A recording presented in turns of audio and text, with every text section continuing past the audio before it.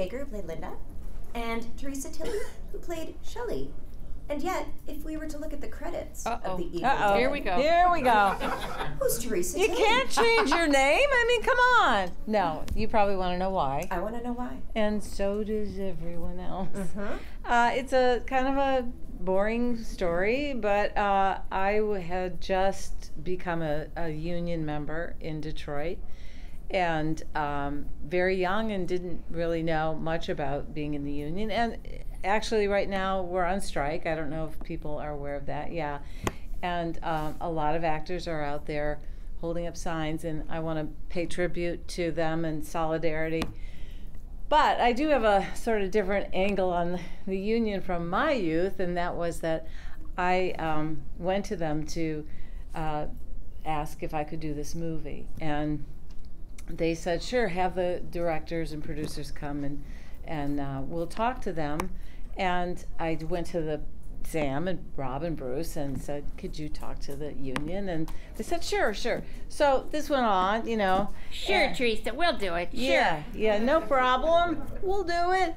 But, you know, this was before computers and everything. You had to actually call someone and be there. So time to make the movie, and nobody had talked to anybody. And it was like, well, do you want to make it, or do you want to be in the union? Or so I was advised to just make it and change my name. And silly me, I thought, well, no one will ever know.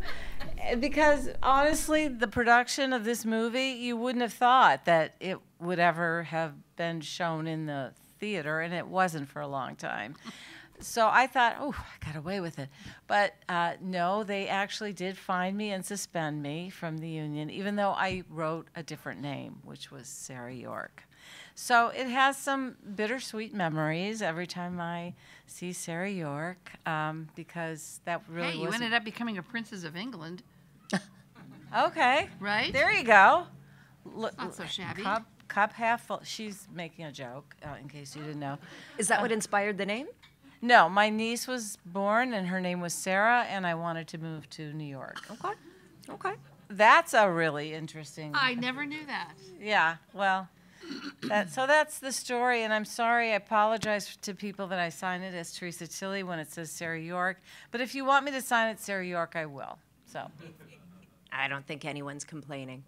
And Betsy, you came to the film a little differently from what I understand. You answered an ad in a newspaper? No. Wikipedia lies. Yeah.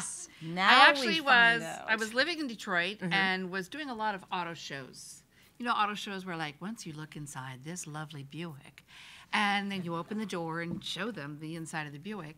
And we had an agent for those, and she called one day. She said, I have 3 young men that would like to meet with you for a film they're doing. And what that really meant was, we've talked to 3 young men who don't want to pay a rental space at our agency, so could you meet them at a restaurant? And I went, well, who are these? She goes, I don't know, we just met one of them, and they want to meet you at like 4 o'clock at this restaurant. So at the time, I had no idea whether I was going to end up in a trunk, you know, truly. So I was dating a guy who was like 6'5", 6'6". I said, okay, we'll go together, you stay in the car. If I don't come out in a half an hour, you come in and look for me, right? So I went in, and here were these 3 young guys, because they were younger than I was in my early 20s. I think Sam was 19 or 20.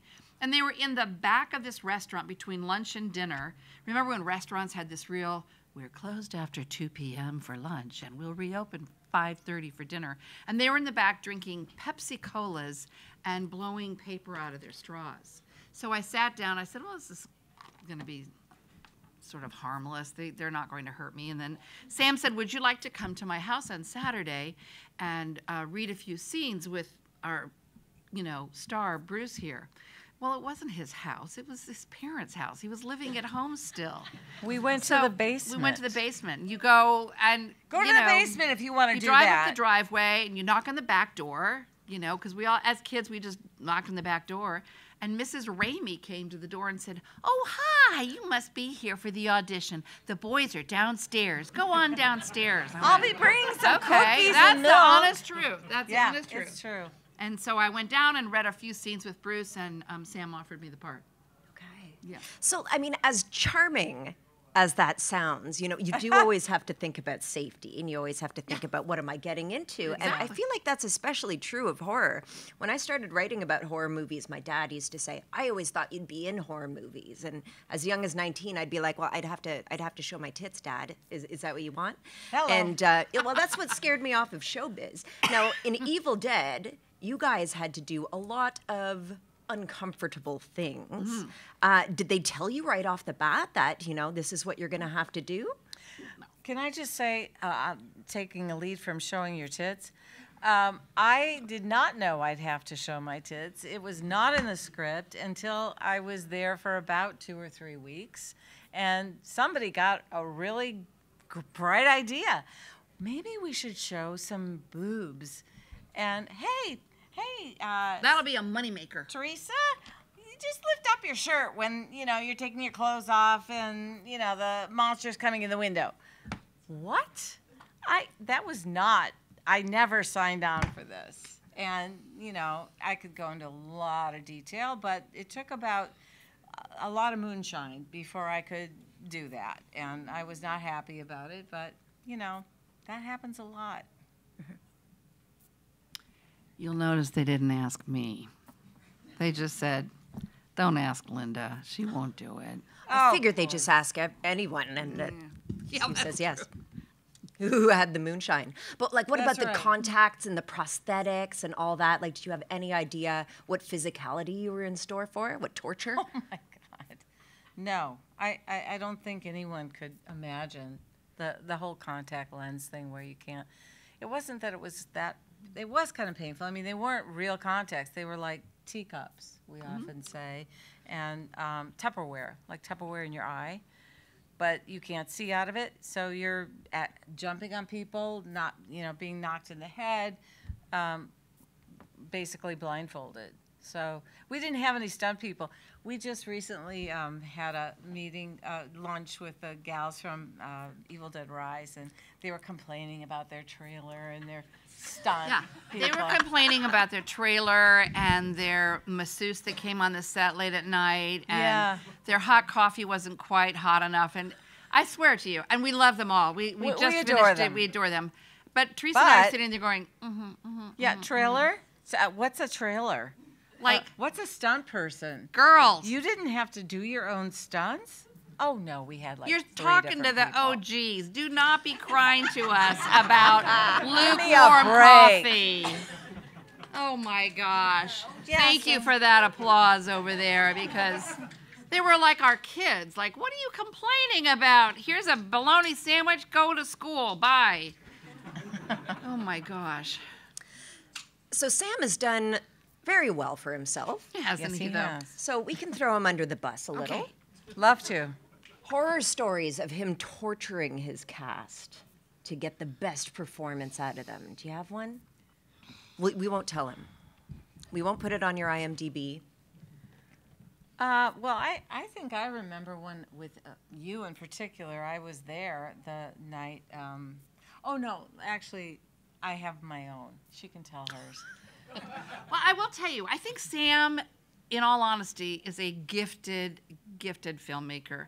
Creative, he's genius. We get asked this questions, you know, did you know of his genius or qualities in directing when he was young? But there was a spark. He was disciplined and he wanted this done, and he was very, very creative. But Sam also has a voice and a face that he can get away with anything. And it was, you know, we just were with him 2 weekends ago, and the voice and the face is still there.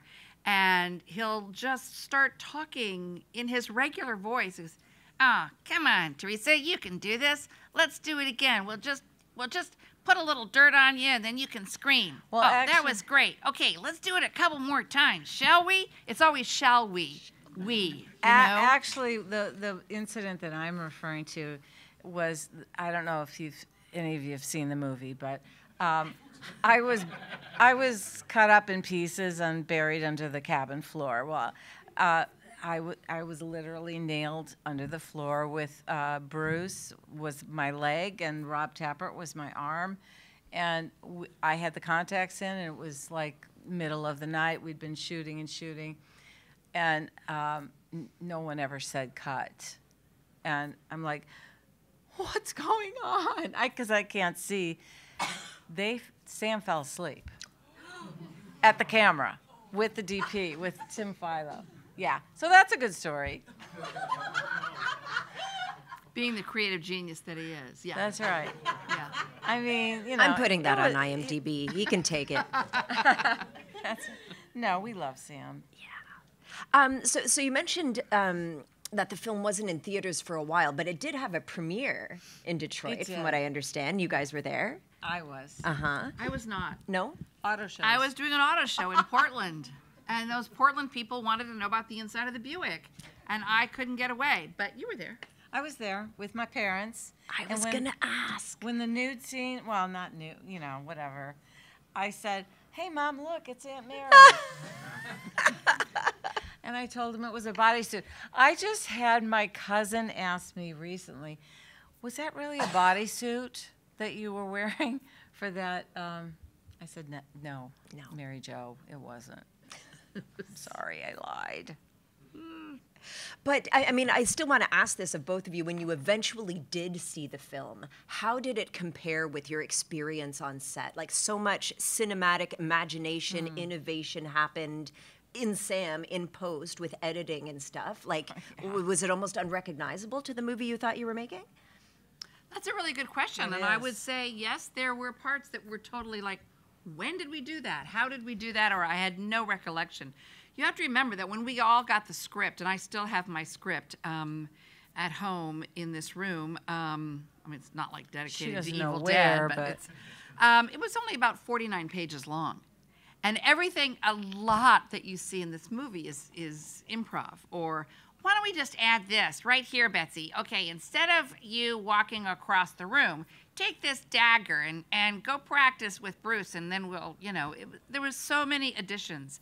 But there were a lot of scenes that I had no memory of doing or were cut, and then they would, with their magic, make it a longer scene. So, again, you know, to Sam's credit, it was creatively done. But, yeah, there were lots of things that you just had no memory of. And, again, it was 2 or 3 years after we made it. You know, a lot of movies are made in 2 or 3 or 4 months. We ran out of money. And so we'd have to stop production. And I distinctly remember being in Tennessee and having a couple of days off because Sam and Rob had called their parents back in the Detroit area, said, is there any possibility somebody can drive down with another $2,000 or something, or another roll of film? We didn't have it. So we would stop. So that was interesting. Yeah. And what about you, Teresa? What about the infamous tree scene? Were you like, whoa? Well, yeah, I mean, I talk about it that when we were all shooting that night, we often, the 3 girls, we kind of stuck together because it was sort of a boys' camp thing. Like, you know, we were the only gals. And so we help each other throughout difficult times. And that was a difficult one that Ellen had to run through the woods with bare feet and her negligee. And we participated by pulling the vines down her legs. That was what we were told to do. So we were pulling them down. And so then when we saw the movie in post, the vines went up her legs. So that was a scene that we had no idea was in the movie. And then, of course, they added the tree experience, which, you know, you can imagine. Nothing happened that night. We didn't see that. So when that happened, we were like, what? We didn't tell anyone we made this movie for 20 years. Yeah. It was not on our resume. We were horrified. Seriously. Yeah, we didn't have it on our resume for many years. But now here you are. That's right. At Niagara Falls, at the Out gas and station, proud, being out like, and do you know proud. who I am? I don't pay for fuel.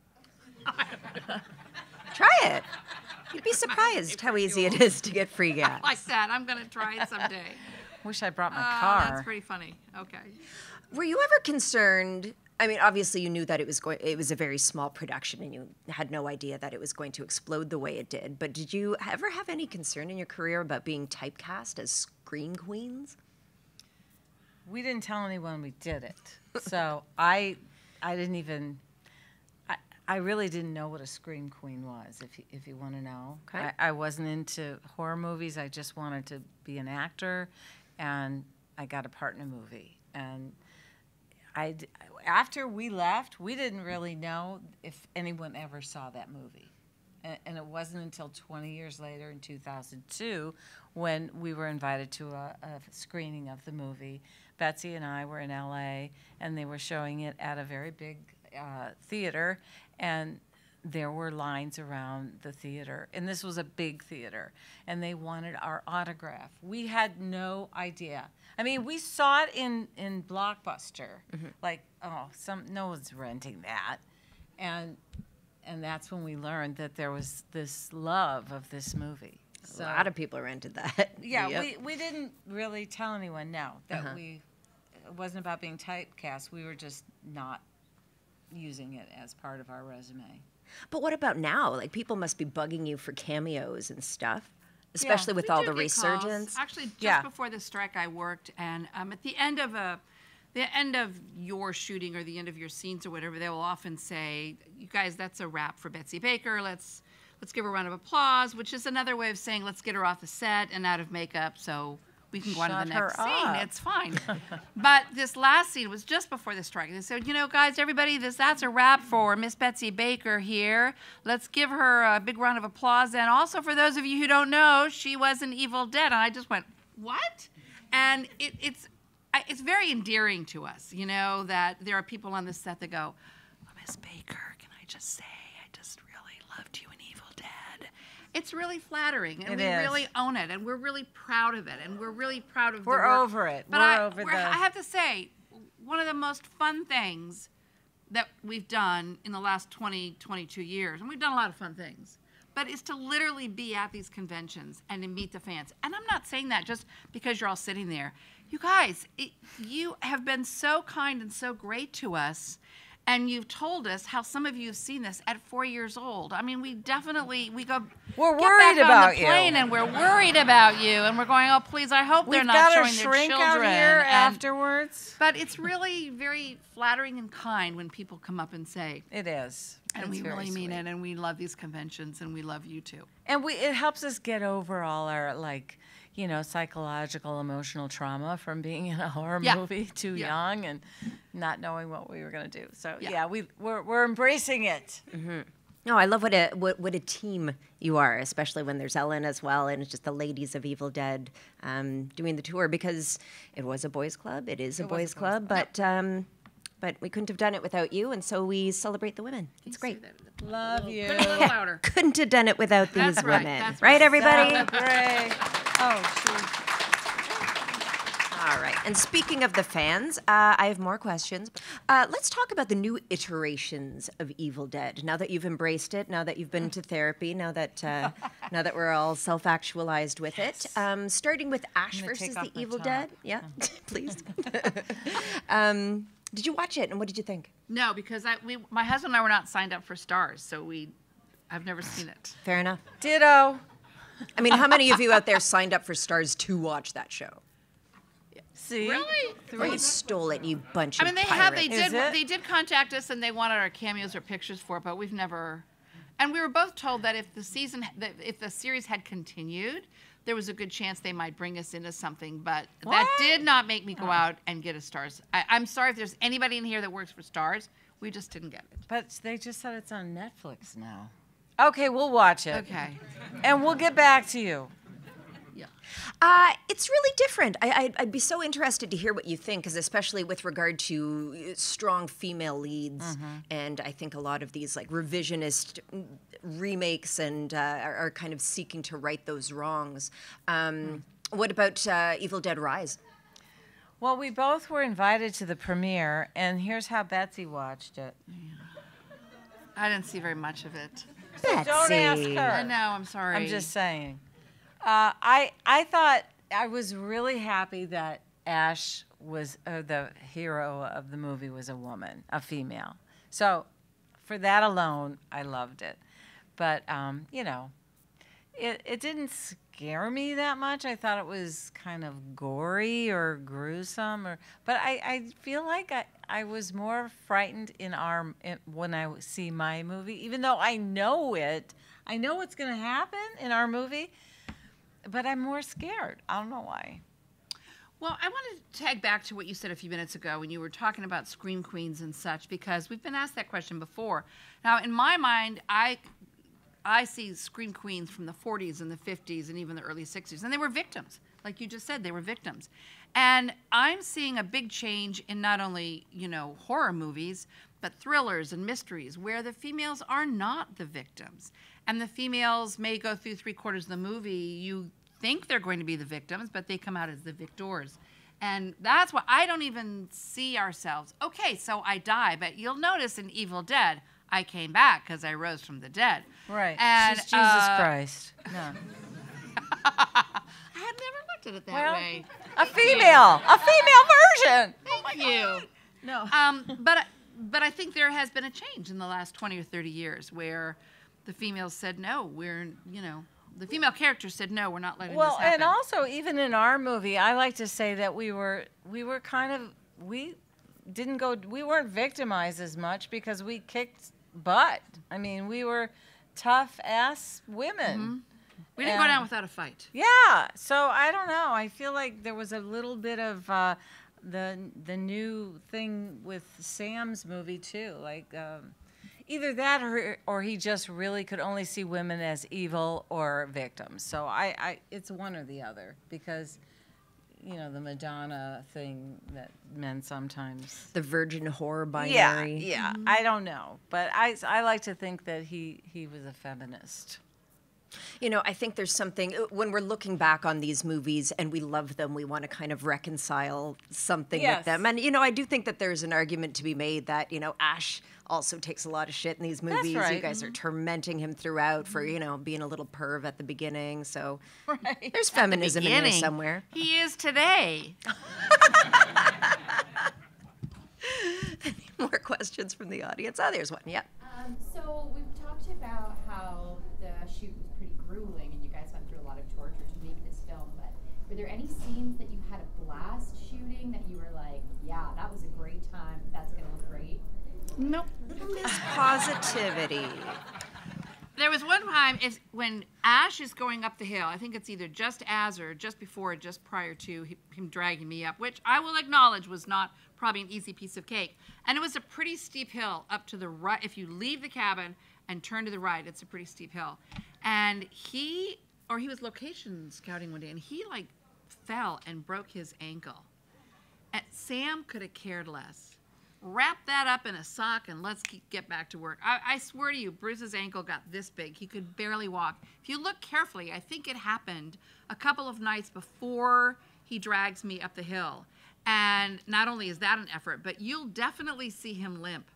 And I don't know, this is not very nice of me to say. I don't have a lot of pity for him. I didn't feel that bad for him because... This is the real Betsy Baker. Yeah, I didn't really feel that bad for him, so... Regarding that question, though, we were all kind of, this is film 101 for us. We had never done a film. I had done industrials like her with Cars. We're from Detroit. That's all they did there. And so we were learning about filmmaking on the set. And so we would have they would get the dailies that would be shipped in, and they were on a reel-to-reel. And I'll never forget one night, I woke up and the reel was just flipping and everybody was still, had fallen asleep from watching the dailies. But I could see in the dailies that this was becoming something. It was, magical. I mean, but while shooting it, I'm thinking, what the hell are they doing? This is like oatmeal and milk, and they're telling me to spit it out of my mouth, and I have no idea how that could possibly look good. And we're spitting it into the camera. How are they even going to see it? So until I saw the dailies, I really didn't know that it was going to look like anything. So. Good question. Yeah. Good question. John. Okay, well, you kind of already alluded to this by mentioning how some scenes you don't remember shooting. When did you become aware of Sam Raimi using the quote-unquote fake Shemps to finish the film? Oh, well, the fake Shemps, well, you know, he was a big Three Stooges fan, which is where the Shemp thing comes from, because I don't know if everyone knows that Shemp died while shooting one of the Three Stooges, so they replaced him with another actor, and so thus fake Shemp. But yeah, there was some scenes where, like, they were pulling me out of the fire, for example, and I was originally in there, and then they wanted to add some piece to it. I don't know what, but they used Rob Tappert's sister, and she became a fake Shemp. And so that's why at the end there's a cast of fake Shemps. And Ted Raimi, who was 12 when we were shooting, was also used even in body parts. I think they considered that too. So. I think there was a time in the summer or fall of 1980, because we shot primary parts in 1979, and somehow I ran into Bruce or Sam or whatever, or Rob, because we were doing some ADR, which is additional voices or whatever, and I said, well, you know, we never did shoot that scene of this hand or this leg coming out of the grave or whatever. When are we going to do that? Oh, yeah, we did, Betsy. We got that. Don't you worry. We used a fake Shemp. We did that. We got that all. Don't worry. Oh, okay.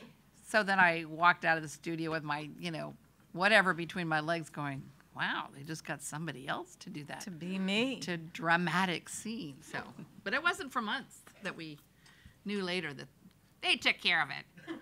Just like he said. Just like he said. Any other questions from the audience? Yes, over there.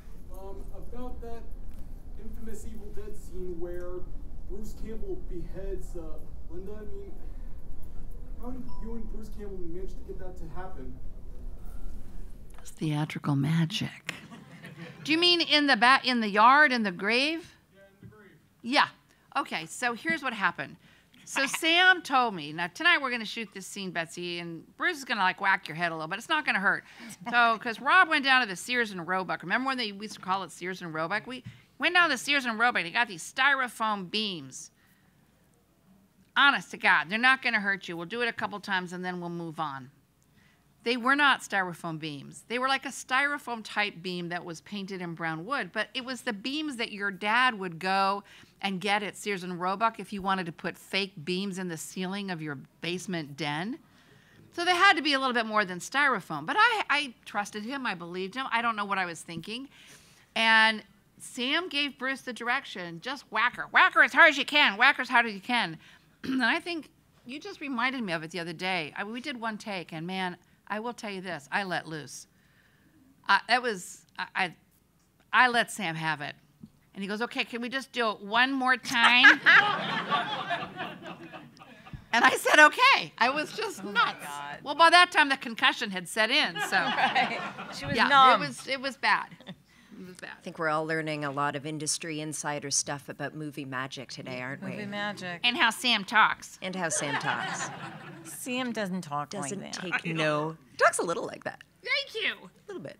Hey, you beauties. Little bit. Another question, Freddy Krueger shirt. Think about the AI coming into the movie industry. About what? AI.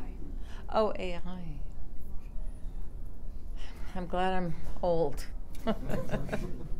Sadly, I think it's unavoidable, and I think it's the way that technology it has changed all of our lives. I mean, quite frankly, everybody in this room should be concerned to a point how AI is going to change things and change reality and change how we view news and current events and truth and fiction. So it's just something that, I think, listen, I think back at the turn of the century, a lot of people were worried about electricity and, what that or was color. Color was in the movies. They were worried about. Or the invention of electricity, and how that was going to change our lives. And now people would stay up later on the farm before going to bed at 6:15. So I don't know. It's concerning. It's good that we're fighting right now about it, that SAG is taking this issue and really mounting it in the way that they are, because it's serious. I mean, it's going to mean the difference for a lot of people. So And who wants to see movies with,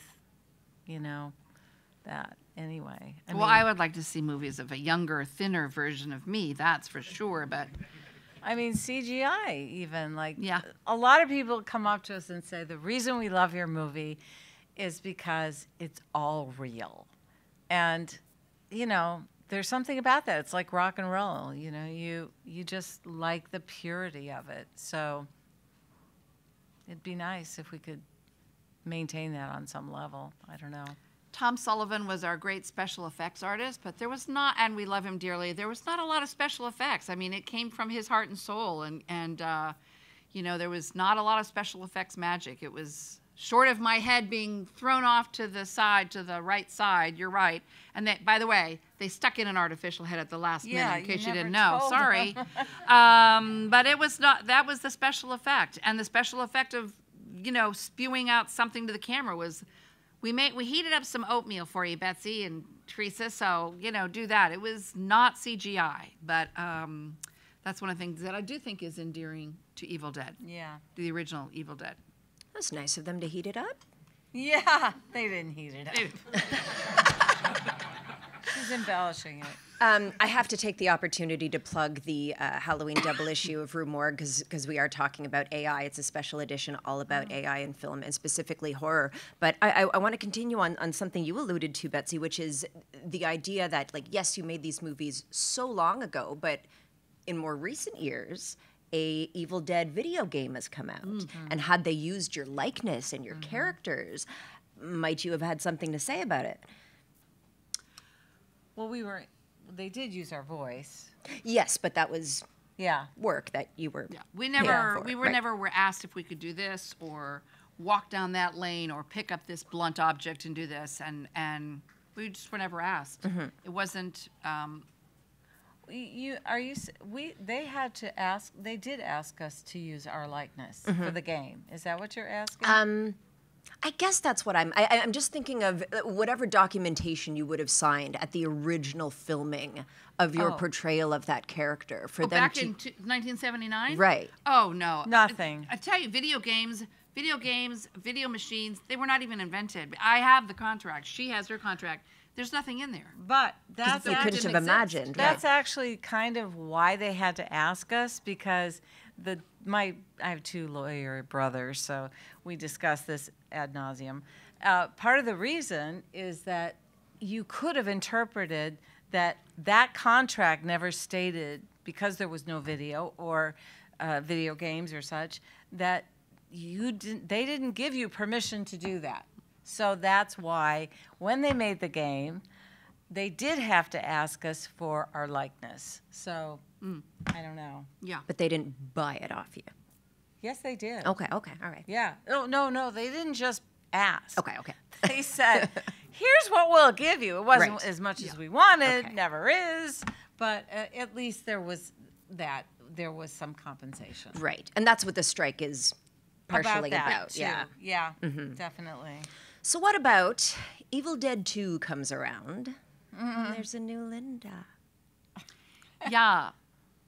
Boo, remember when I told Linda. you about how I met Bruce and Sam and Rob in the restaurant, between shifts for lunch or whatever? They never did buy me lunch. But about 1986, we had all moved to Los Angeles, and no cell phones, by the way, no computers yet.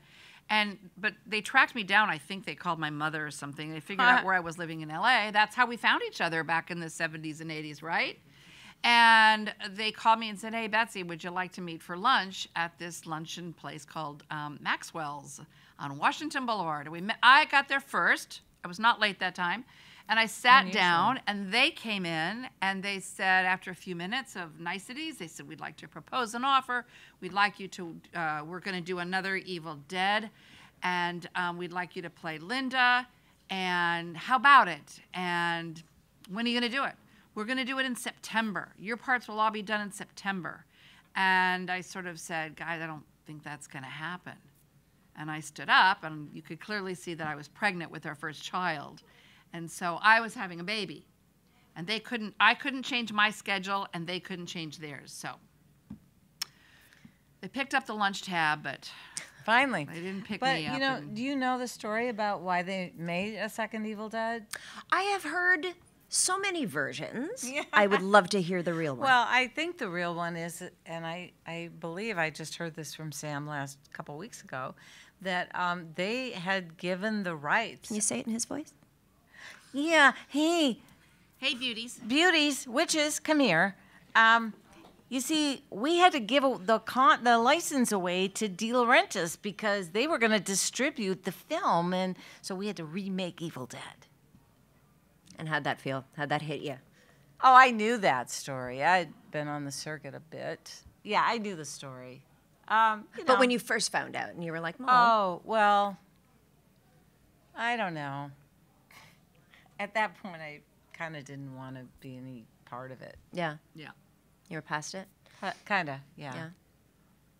And what about you, Betsy? Like, just the idea of it being sort of remade, sort of sequelized, Linda 2.0. Well, I don't think I had really ever seen Evil Dead. Maybe part of it. I actually went with my husband. It was in a theater in L.A., and the sound was still so bad. The sound production was so bad. There was a lot of, static, and they're in and out.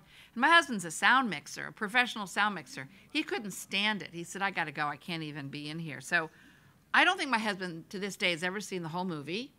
I know my 2 grandchildren have never seen the whole movie. What? And I sat there saying, well, I could stay here and watch the movie, but I won't have a ride home because he's leaving. So I got up and left. But I just was so in shock. I couldn't believe that there was enough meat there to make Evil Dead 2. I just couldn't believe it. So have at it. And then, of course, Evil Dead 2 kind of marked a departure from the original Evil Dead in terms of its tone, in terms of its humor. It went even further in Army of Darkness. And then the show and the game, like, Evil Dead is such a beast. It's the train that never stops. Indeed. Right. And insofar as I'm sure it's very difficult for you guys to look back and separate your experience from the result, if you could what is the heart of Evil Dead? What is Evil Dead fundamentally, in your words? Is it horror? Is it laughs? Is it DIY punk rock creativity? Well, I do have to say, we just went to a heavy metal show. I had no idea that the growling in metal is from when Shelley says, "Join us." That is what they do in metal music. So I had no idea. I'm learning about this. So we have Evil Dead to thank for that? Yes, they were like that's Shelley. That's why we growl. I'm like, oh my God. So yeah, I mean, it's got a lot of levels, I gotta say. I, for one, love the campiness of the first one. And when I saw it in the movies and people were standing up and laughing and talking to the characters on the screen, I just thought that was amazing. I mean, I love the campiness. Some of the I never liked the end of even our movie with all the animation where the skull turns into worms and cockroaches. I don't get into that, but I guess people like it. I like the campy stuff. Okay. Yeah. I like the fact that there is a sense of humor, whether it was intended or not. There's a large part of the sense of humor. There have been questions asked similar to yours before, Andrea, like, are you proud to have been in this, or, were you ashamed? I was never ashamed. I just knew that when you go into a car, an executive, an ad agency, they weren't combining auto industry commercials with horror movies. And so, like Teresa said, we didn't have it on our resume for many years. And, we so proudly, I think I can speak for Teresa, we both so proudly own it now. And part of it is because it's just a softer, it's so old now, and it's so many things are not scary. They're funny, or they're humorous, or they're badly done. It's just that they're proud of it. And I know that there are all of us in our life, or actors go, oh my God, I can't believe I made that movie. I don't even want to think about it. No, you guys, I say to fellow actors, just own it. You did it. You worked it. You just it is what it is. That's right. And now it seems tame. compared to what they're showing, you know, in horror. So there's that. Yeah. More questions from the audience? Hello. We know that especially working with Sam Raimi, it has to be one of the most torturous experiences ever. What's it like working with Bruce Campbell, though? Or what memories do you have with them? Like, what funny memories do you wish to share? Who had a crush on who, and who reciprocated that crush? Oh, there had to be those separate details. questions. Well, I will say, Bruce is a very handsome person, I think, and I personally think he is incredibly funny, incredibly funny. And if you get Bruce on a night on a set where he's on a roll, I mean, and he's with Sam in the same room, it can be an incredibly funny evening. I did have a crush on Bruce, but not so much, though, that like, oh, God, I wish Bruce and I would date now after the movie. I never thought that. I didn't. I really didn't. Mm-hmm. No, I didn't. I forgot the question. I'm a little... She's so flummoxed about Bruce that she can't even remember. I did have a crush. He knows I had a crush on him. And, you know, and Sam got a lot of joy because they were high school friends and they hadn't really had girlfriends. And here he got to direct his buddy and tell him that he had to turn around while sitting on this couch, an awful couch, and now you're going to have to kiss Betsy.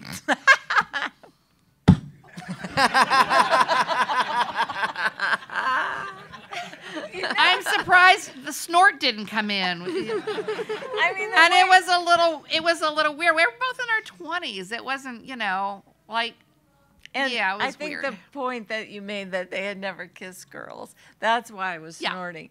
Yeah. And Sam knew that, and he was torturing Bruce at my expense. I, on the other hand, was enjoying it. And so, she had done a lot of kissing. I had done a lot of kissing, but yeah. But he's a blast to be around. Yeah. And I know that he has a particular audience genre that and I know that they either like him or don't, and you know, but I happen to think, you know, and we've been with him in funny moments and funny evenings and funny panels, and when we're just having dinner with him, and he's just as normal as you and I. But I don't know if you're normal, but he's always on. He's always on. He's always on. That's right. Yeah. What is normal? Well, we have a question. Oh. Yeah, we have a question, right? Well, yeah, we know that you guys are watch the movie a lot, let's say. First of all, who's watched it the most? Anyone watch it 25 times? 50? Really, guys? 50? Seriously? You know, there are other shows on TV right now. Okay. We can name you some. We're going to see. We have a little prize. We have a little prize, a little trivia. Oh, what are we going to make them do for it? No, just a poster.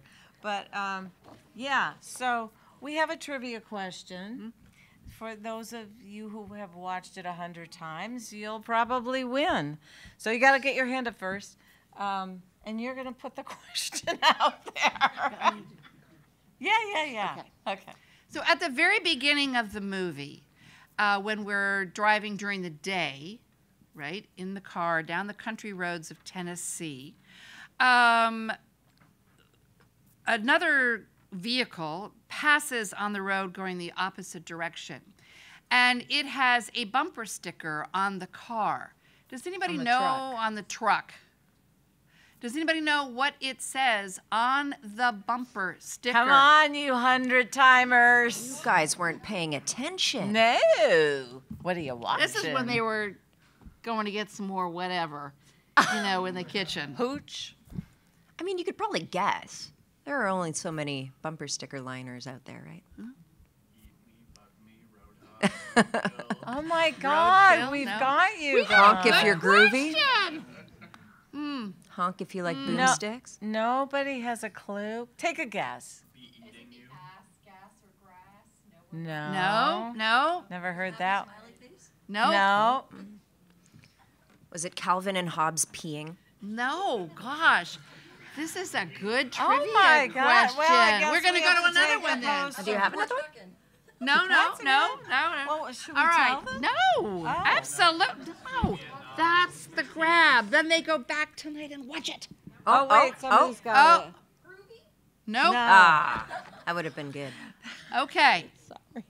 Let's moving on. Toward the end of the movie, things get ugly. And Ash goes down into the basement in a lake full of blood. Correct? Are you with me so far? Oh, see, we got a lot of potential winners here. Okay.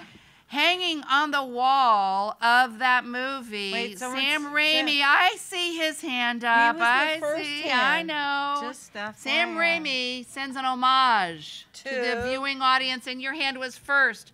To what movie? It's Jaws. No.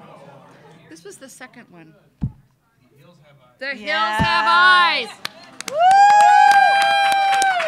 I know a lot of you knew that, but Michael Berryman and The Hills Have Eyes. I mean, he should win because I think he's watched it over 100 times. Anyway, so do we want to tell them? Oh what yeah, was on the let's bumper tell sticker? them. Lazy Mary. Yeah. Nothing, you know. I don't get it. I mean, it wasn't. Who's that? It just said it on We the think bumper. it was on the truck when Actually they. on the When truck. they, yeah. Yeah. I don't think they planned it, but I don't think they planned it, but. Yeah. Do you know who the two guys were that were hitchhiking on the road? Producer. Rob Tappert and Yeah. Sam Raimi. Yeah. Yep. I Yeah, you watched see. it a few times. You can have a magazine because they only brought the one poster. So nice. Betsy, Teresa, you were amazing. You were amazing. Thank you were so much amazing. for taking the time to hang out with the ladies of Evil Dead. Can I just say I love Niagara Falls. This is the best convention I've ever been to because we got to go to the waterfalls. It's amazing. Yeah, you guys brought that in for the weekend. That Thank was you. so nice. Just for you. And those fall leaves. Oh you guys my know how to do God. it. It's amazing. They usually put us in some town no one's ever been to or wants to go to, and this is amazing. Yeah. So thank you, Seriously, and you guys thank are you. lovely. Thank you. Thank you, Canada.